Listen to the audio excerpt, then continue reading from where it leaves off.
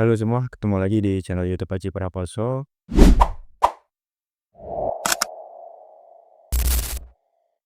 Kali ini bahas N8N tapi bukan chatbot.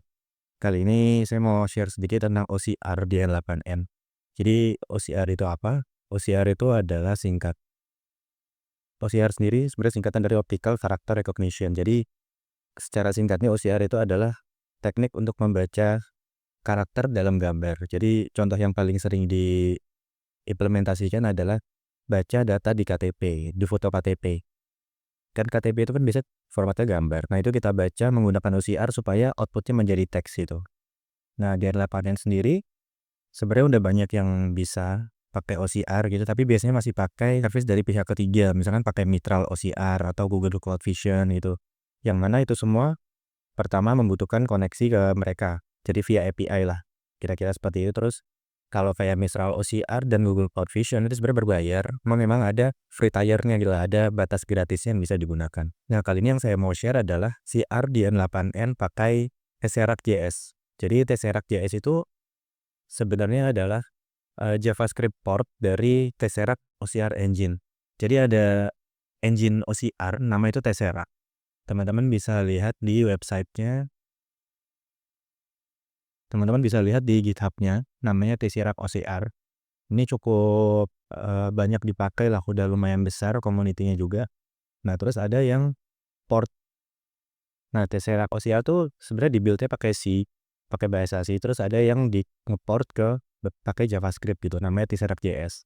Nah, lalu ada juga orang yang bikin nodes-nya buat N8N dari Tesseract.js itu. Jadi namanya N8N Nodes Tesseract.js. Nah, node ini memudahkan kita untuk pakai Tesseract.js di N8N tanpa harus perlu install manual package-nya. Dan nodes-nya juga tinggal ditarik aja. Nah, kita langsung aja ke cara pakainya. Jadi cara pakainya, kita tinggal buka ini, GitHub-nya N8N strip nodes strip Tesseract.js. Itu ini nama repositorinya kita copy aja. Nah, terus di N8N teman-teman masuk ke settings. Kita install community nodes. Ya kayak install Waha. Install terus paste di sini tadi yang N8N strip nodes strip Tesseract.js. Di checklist yang I understand the risk terus klik install. Nah, saya juga mau menambahkan tentang apa kelebihan Tesseract.js dibanding tadi yang saya sebutkan ada Mistral.js, ada Google Cloud Vision. Kalau pakai Tesseract.js kita tuh nggak perlu hit ke API pihak ketiga. Yang mana itu secara speed pasti lebih cepat karena nggak ada latensi internet dan nggak perlu hit ke API. Terus yang kedua, ini full gratis. Jadi mau dipakai berapa ribu kali pun nggak ada biaya yang harus dibayar.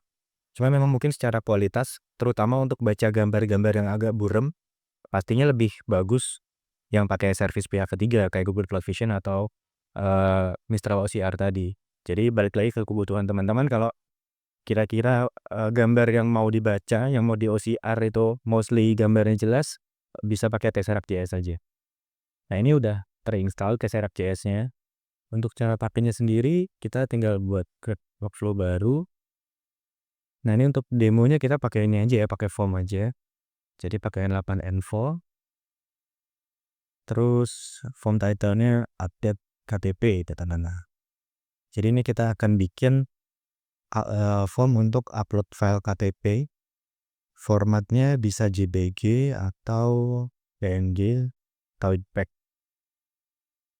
Nah, jadi nanti ini pada saat dites akan muncul form seperti ini. Kita upload KTP ini, ada KTP dummy dari internet. Nah, ini udah masuk datanya. Kalau kita lihat datanya seperti ini nih. Ada nick, nama, dan lain sebagainya seperti KTP pada umumnya. Nah, terus untuk bacanya kita tinggal panggil node-nya Tesseract. Nah, ini ada node baru Tesseract namanya. Ini kalau ada gambar cube gini, gambar kotak, berarti ini nodes yang kita install sendiri dari community node ya. Ini tinggal diklik, pilih yang extract plain text from an image. Nah, ini udah muncul. Input image field name-nya sesuaikan sama gambar di sebelumnya ya. Ini kan namanya KTP, berarti ini harus diubah jadi KTP. Oke, SQ. Nah, ini outputnya gambar lagi, tapi kalau diklik di skema, ini sebenarnya udah ada teksnya nih. Jadi semua teks yang ada di gambar tadi sama si Tesseract sudah di-convert jadi teks seperti ini. Nah, tinggal selanjutnya kalau misalkan teman-teman mau rapihin nih datanya, mau outputnya mau langsung rapi dalam bentuk JSON, bisa pakai nodes namanya information extractor. Nah, kalau ini perlu AI ya. Jadi caranya kita tinggal tambah information extractor, terus teksnya ambil dari teks yang di output dari Tesseract tadi, seperti ini. Terus tinggal diklik atribut aja, add atribut. Misalkan tadi kita mau ngeluarin data nick, terus kita kasih description nih buat si AI-nya biar lebih paham apa yang mau di output. Nick dari KTP 16 AK gitu. Nah, selanjutnya kita tambahin model AI-nya dulu. Di sini saya mau pakai yang GPT 4.1 ini, yang murah aja. Nah, nanti kalau ini di run,